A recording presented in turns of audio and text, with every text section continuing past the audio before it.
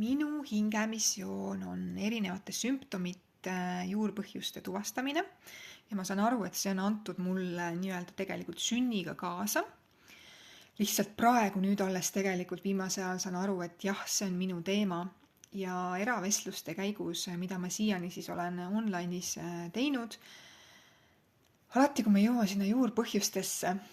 siis mulle antakse märku, tuleb selline külma-kuuma judin üle ja ma saan aru, et see on see tema teema, see on see teema, millega tal tuleb tegeleda, millega minna süvitsi ja see raku tasandil ära tervendada. Ja igalühel on see mingi juur on nii omanäoline ja eriline ja personaalne ja ta ongi, sest me oleme inimestena hästi erinevad. Ja kui nüüd see üles leida, mis on siis viinud sind sellisesse kohta ja sellest aru saada ja see nagu lahti muukida ja päriselt, siis on nagu vau.